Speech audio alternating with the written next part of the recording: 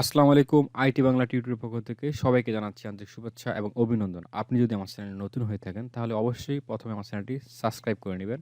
আর সাবস্ক্রাইবের পাশে যে বেল বাটনটি রয়েছে, সেটি একটি ক্লিক করে রাখবেন। তাহলে সবার আগে সর্বপ্রথম আপনি আমার আপলোডকৃত ভিডিওটি দেখতে পারবেন।